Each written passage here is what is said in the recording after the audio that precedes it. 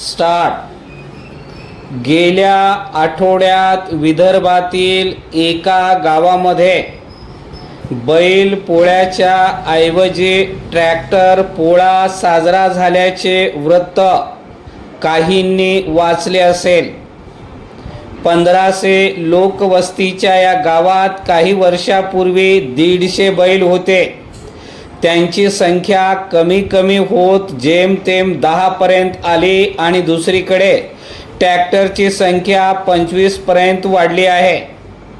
त्यामुळे शेतकऱ्यांनी या बदलाची दखल घेत बैलांच्या ऐवजी ट्रॅक्टरला सजवून त्याचाच पोळा साजरा केला।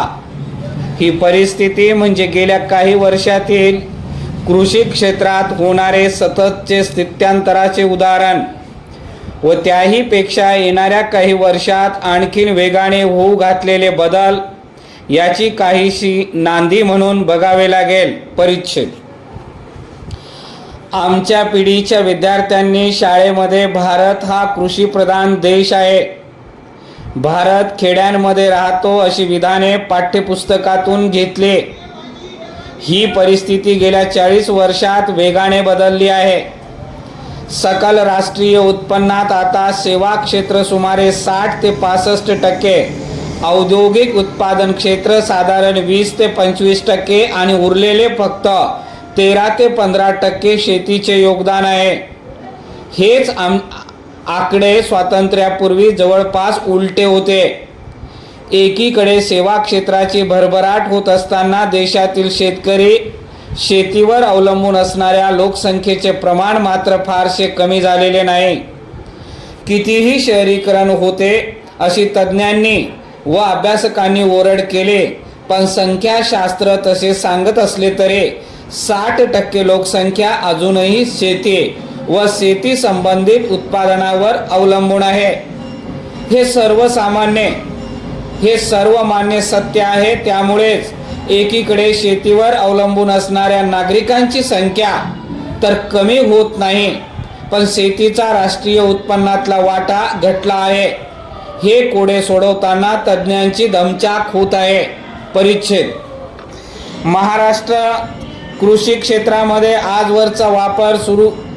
अवजारांचा वापर सुरू करण्याचे श्रेय लक्ष्मणराव किर्लोस्कर यांना जाते।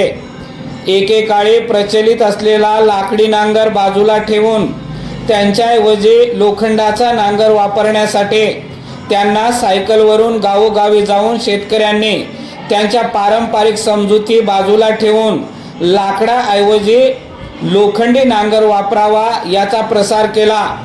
आजच्या भाषेमध्ये डायरेक्ट मार्केटिंग। 1970च्या दशकात हरित क्रांतीनंतर देशभरात सर्वत्र छोट्या व मोठ्या कृषी साधनांच्या वापरास सुरुवात झाली। त्याचा प्रसार झाला व शेतकऱ्यांनी पसंतीही वाढली। मळणी यंत्रापासून ट्रॅक्टर अशा अनेक यंत्रांची बाजारात भर पडली। शेतकऱ्यांनी या साधनांमुळे उत्पादकता वाढते हे लक्षात आल्यामुळे नवी यंत्र विकत घेतले। परवडणाऱ्या किमतीत यंत्र तयार करणाऱ्या छोट्या शहरातील लघु मध्यम उद्योगापासून मोठे तांत्रिक उद्योगसमूह कृषीसाठी लागणाऱ्या उत्पादनात उतरले। परिच्छेद। आज आपल्या समोर शेतीचे अनेक प्रश्न उभे आहेत।